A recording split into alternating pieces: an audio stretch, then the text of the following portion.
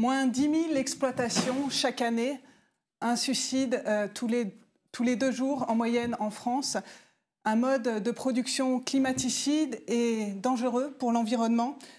Le monde agricole, ou du moins celui du modèle dominant, va mal. Et quand il s'agit de proposer des alternatives comme une agriculture sans pesticides, elles ne sont guère soutenues politiquement. Comment en est-on arrivé là ? Pour en parler aujourd'hui, j'ai invité sur le plateau de Mediapart Live Édouard Bergeon. Bonsoir. Bonsoir. Édouard Bergeon est réalisateur. Il a réalisé un film qui s'appelle Au nom de la terre, qui est sorti il y a bientôt 4 semaines sur nos écrans de cinéma. C'est un film qui raconte de manière magistrale, et comme cela n'a jamais été fait jusqu'à présent au cinéma, cette transformation du monde agricole des 4 dernières décennies. C'est un film très émouvant, très juste aussi sur l'épuisement au travail, la détresse des agriculteurs qui ont accompagné, vécu et souvent subi ces transformations, et puis aussi l'isolement de ces exploitants. C'est un film extrêmement parlant pour toutes les personnes qui s'intéressent de près ou de loin au monde agricole, mais c'est aussi l'histoire d'une famille, la vôtre, Édouard. Et tout de suite, je vais vous adresser une première question. Vous êtes un ancien journaliste vous-même, et puis ensuite vous êtes passé au documentaire. Et là, vous avez décidé d'aborder cette histoire qui est très personnelle par le biais de la fiction. Pourquoi ce choix ? Pourquoi ce choix ? Parce qu'il m'a, il m'a été imposé. Enfin, c'est le destin qui m'a apporté ce choix, ou c'est mon père qui, là-haut, qui nous a quittés il y a 20 ans, m'a donné la force de pouvoir continuer à labourer cette terre pour raconter que ça ne va pas très bien dans nos campagnes. J'avais fait un documentaire, Les Fils de la Terre, en 2012, qui racontait déjà l'histoire de ma famille, où j'avais sorti les photos de famille.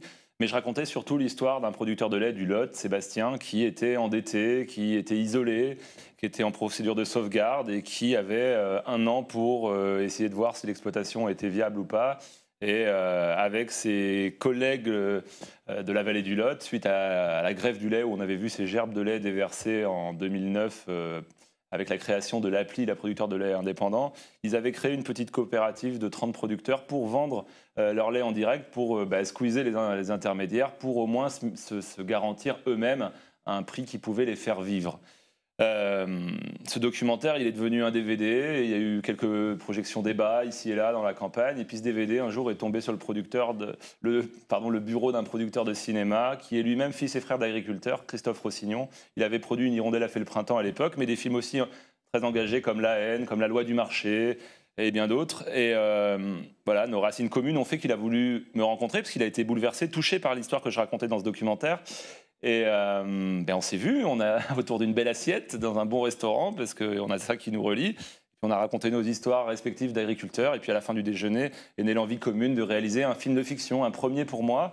Ça voulait dire quoi ? Ça voulait dire me mettre à écrire. Je l'ai fait avec un co-auteur, puis un deuxième. Et c'était replonger dans mon histoire, c'était fictionner aussi les choses. Ce que je voulais, c'est raconter l'histoire de ma famille, mais c'est raconter surtout la grande histoire de la France agricole. Oui, c'est une manière de mettre à distance aussi. Bien sûr, et parce que le cinéma sert aussi à faire prendre conscience de certaines réalités. Et je suis très heureux du nombre d'entrées qu'il y a aujourd'hui sur un film qui n'est quand même pas une comédie, hein, c'est un drame social, agricole. Je vais devoir juste corriger un chiffre, malheureusement, c'est qu'il n'y a plus un suicide tous les 2 jours, c'est 1 chaque jour en France. Ce sont les derniers chiffres de la MSA qui sont sortis, la mutualité sociale agricole, hein, la sécu des agriculteurs, donc des chiffres officiels, mais on peut considérer qu'ils sont en deçà des réels chiffres, parce qu'il peut y avoir des maquillages de suicides pour justement toucher les assurances. Et un agriculteur qui nous nourrit chaque jour part dans des conditions terribles. C'est juste une hécatombe, un incendie. On est capable en France de prendre des mesures drastiques pour la sécurité routière, pour faire baisser le nombre de morts sur nos routes. Je pense qu'il y a un moment donné, il va falloir tirer la sonnette d'alarme pour réduire ce nombre de morts, puisque c'est de la non-assistance à personne en danger. Hein. Je reprends sur l'histoire du film. Voilà, on a écrit donc ce scénario. Je ne vous cache pas que ça n'a pas été simple au début de m'inspirer de mon histoire et de raconter la réalité, la fiction. Mais ce que je voulais, c'était que ce film puisse parler à tout le monde, qu'on soit originaire du monde agricole ou non, et puis à toutes les agricultures de France, parce que c'est pas la même en Bretagne ou dans le Béarn ou en Alsace. Donc, je voulais raconter ce système qui vous pousse à investir, le système de l'intégration des groupes coopératifs, poussé par des groupes bancaires, Crédit Agricole, la MSA, le centre de gestion. Tout ça, c'est de la cogestion agricole qui pousse à investir dans des outils toujours plus gros. Tout le monde vous dit que ça va le faire. Et puis derrière, le gros problème, c'est que l'agriculteur, il ne fait pas la facture de ce qu'il vend et il a le droit de produire à perte. Je crois que c'est le seul métier en France qui a le droit de produire à perte et c'est dramatique. On va revenir sur tout ça. Je vous propose de visionner un premier extrait qui va tout de suite nous plonger dans l'ambiance du film et puis on reprend la discussion ensuite.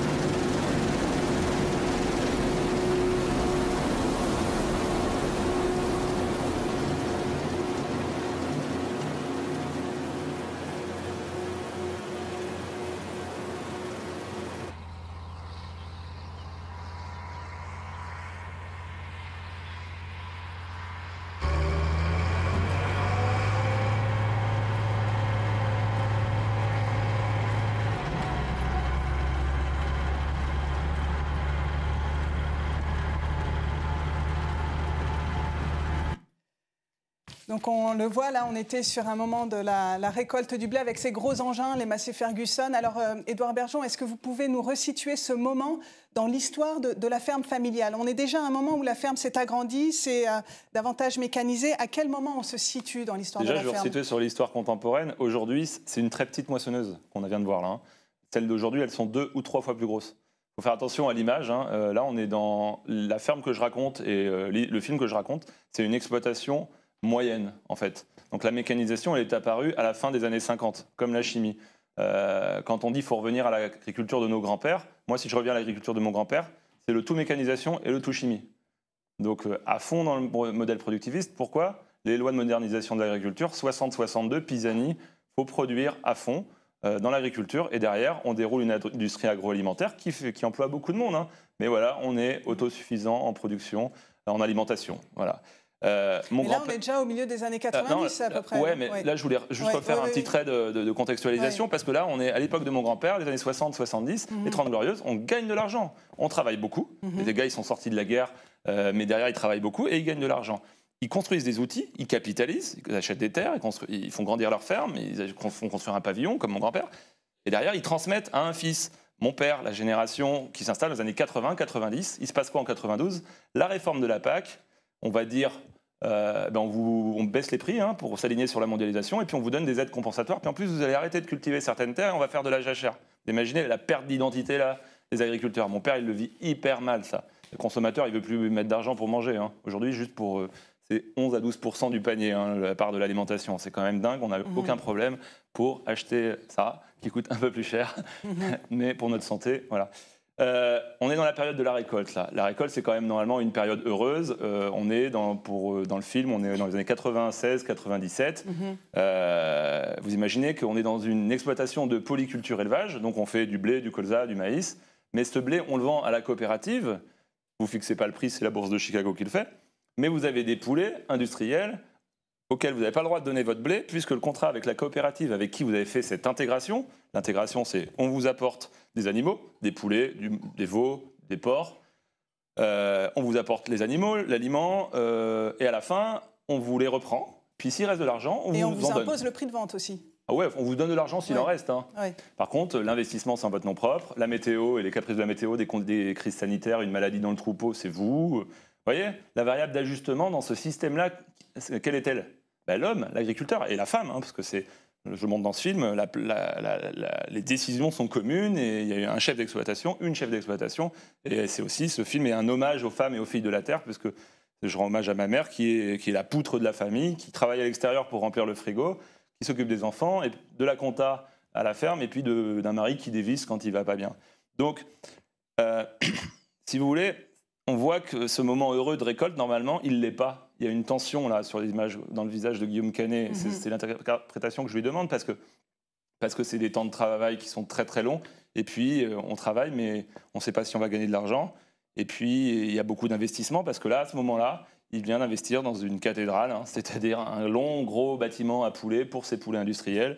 Et il faut toujours qu'il y ait des nouvelles ressources. Et voilà, on cavale, on cavale.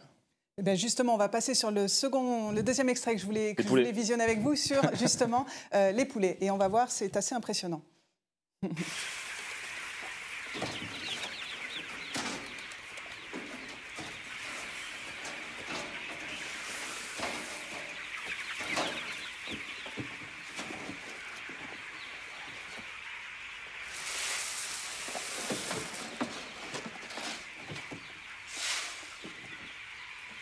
Pourquoi on leur file pas notre bleu? J'ai le contrat avec la COP, j'ai pas le choix. Ça te pose un problème? Non. Bah si, ça te pose un problème, c'est la deuxième fois que tu m'en parles.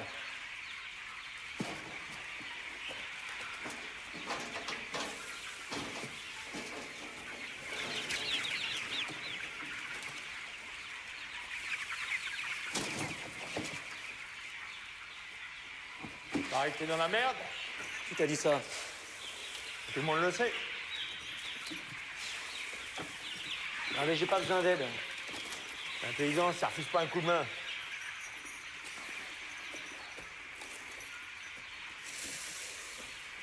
Ah mais t'en mets pas assez là. C'est déjà pas assez grave comme ça? Si tu veux m'aider, tu remplis les mangeoires et c'est tout. D'accord? Ah, regarde ça. Ah, je serais un poulet, on voudrait pas, moi.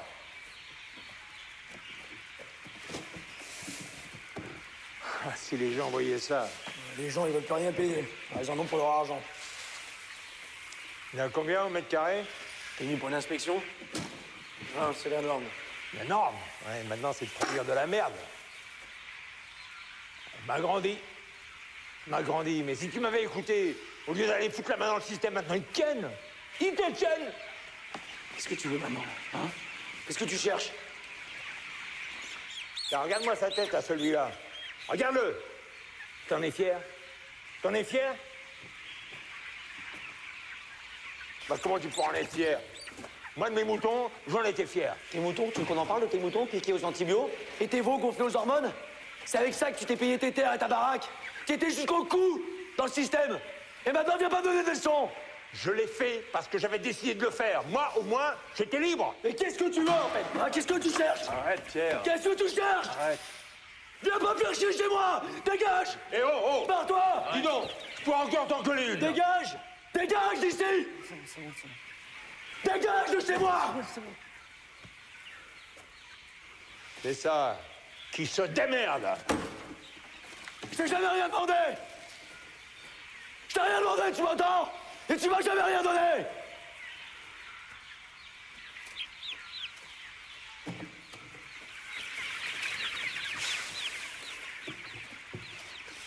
Alors voilà, on vient de voir un extrait extrêmement marquant du film où on voit en fait comment se noue le conflit de génération entre Pierre l'exploitant, son père, et puis on voit aussi son fils, et puis l'ouvrier agricole qui travaille, interprété ici par Samir Ghesmi, qui travaille donc dans l'exploitation. Qu'est-ce qui se joue entre le père et l'exploitant là? Moi, j'ai voulu faire un film sur la filiation et sur la transmission de la terre entre 3 générations. Là, on les a à l'écran. Vous voyez cette incompréhension qu'il y a entre cette agriculture qui a cru et qui a gagné de l'argent, celle qui y croit mais qui est fatiguée et qui a investi encore plus et qui travaille toujours plus mais qui perd de l'argent. Donc Rufus et Guillaume Canet. Et la troisième, Anthony Bajon, est témoin de ça. Donc est-ce qu'il a envie de reprendre? Moi, je n'ai pas repris, des amis l'ont fait. Au-delà des dettes, le suicide, on dit souvent les agriculteurs endettés en viennent à se suicider. Oui, mais il n'y a pas que ça, c'est multifactoriel. Les agriculteurs, ils travaillent entre le ciel et la terre, ils sont vulnérables, on a parlé de météo tout à l'heure, de crise sanitaire. Et puis, il y a ce poids de l'héritage. Alors là, on voit qu'il n'a pas hérité dans le film, hein, on vend un outil. Mais il y a le poids du rôle social à assumer aussi, l'homme de la famille. Voilà, il y a un père qui a créé quelque chose, ou un grand-père, ou un arrière-grand-père. C'est ça, la terre. Et on ne se comprend pas. Il y a une telle mutation dans l'agriculture. Je crois que c'est le métier qui a le plus muté depuis la fin de la Seconde Guerre mondiale. Hein.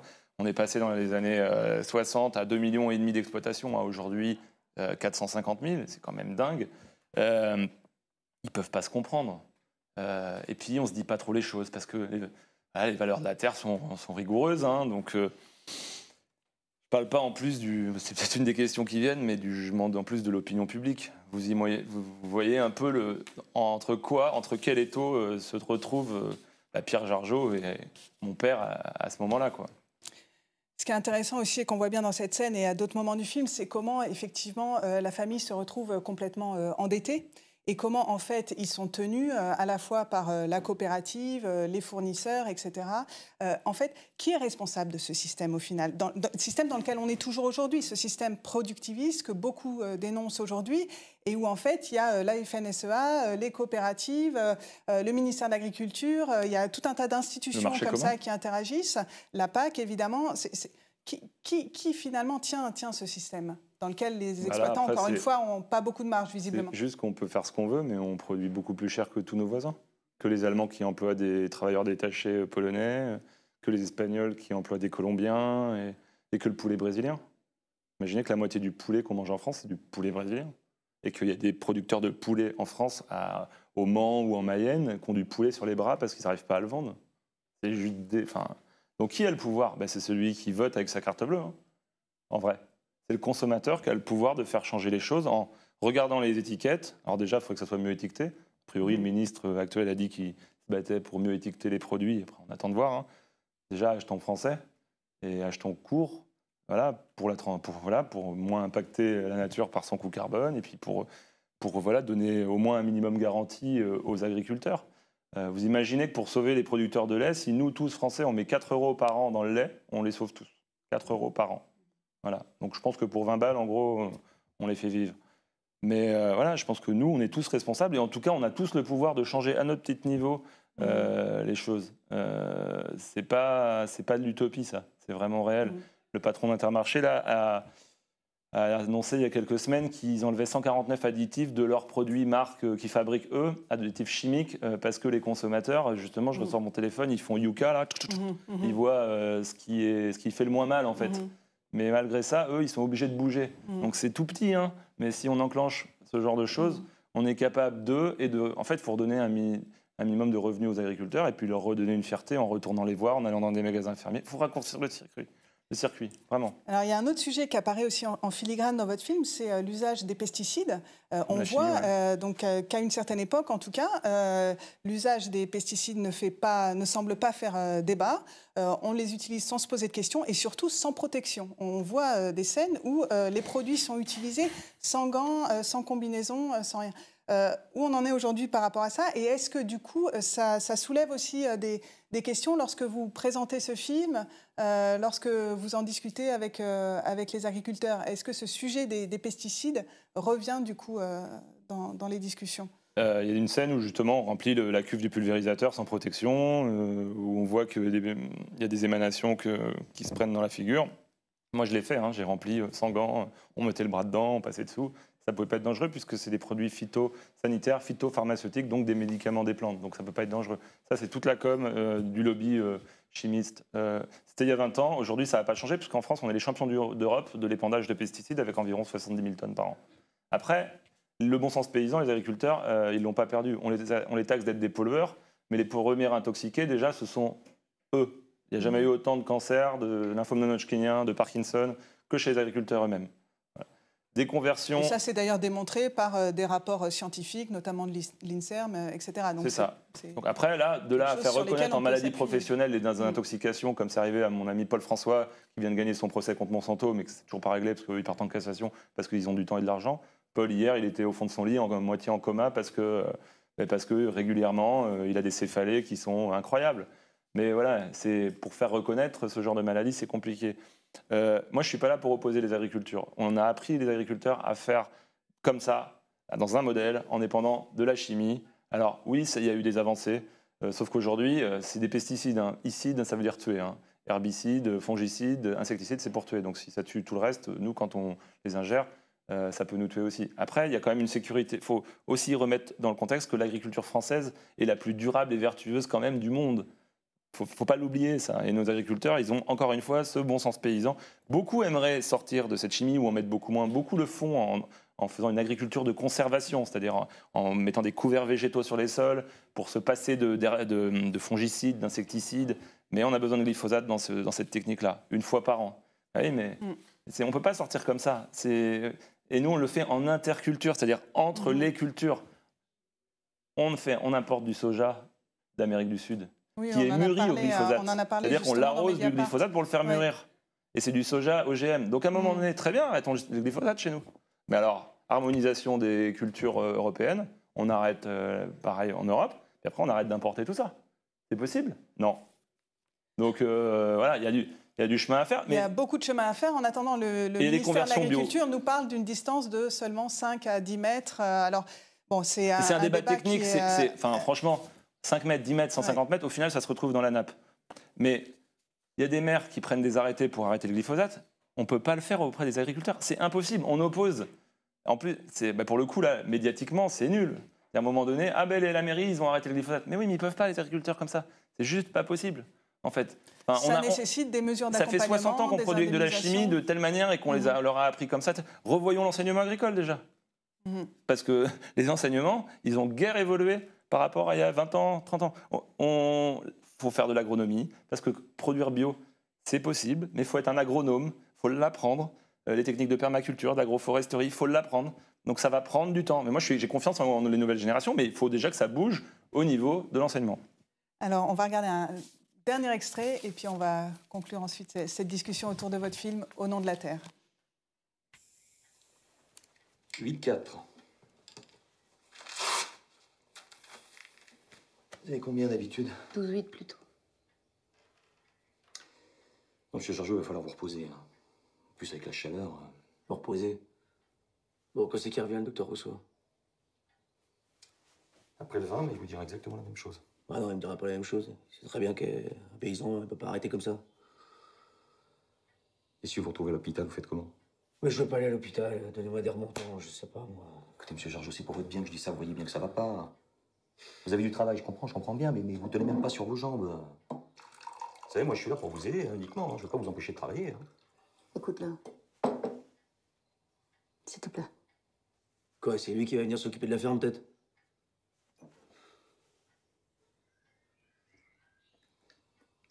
Ça vous arrive souvent, ça? Ces tremblements? Ça fait quelques jours, là.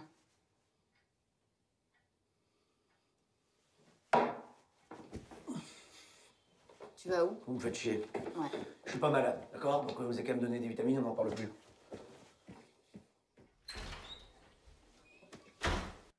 Et donc là, on était avec l'actrice Ferley Bettens, si je prononce bien, Bettens, donc qui joue la mère de l'exploitant, pardon, la femme, l'épouse de l'exploitant. Alors, j'avais envie de vous poser une dernière question autour des répercussions de votre film. C'est quand même un film un peu militant. Et vous avez, je crois, accompagné pas mal de projections. Comment ce film est reçu par les agriculteurs eux-mêmes, par les gens concernés, et aussi politiquement? Est-ce qu'il y a des répercussions? Juste une petite digression. Ouais. On parle de chimie juste avant l'extrait, et on soigne comment? Avec de la chimie. Ça tombe bien, Monsanto donne le cancer et Bayer le soigne. C'est cynique, mais c'est la vérité. Comment il est accepté par le monde agricole? Je crois qu'il y en a dans le monde agricole qui ont eu très peur de ce film. Ah tiens, les bobos parisiens font un film sur l'agriculture. Donc je sais que certains ont tout de suite justement amené le film vers cet agribashing qui a été inventé par eux-mêmes. Donc il faut nourrir cette bête. Hein.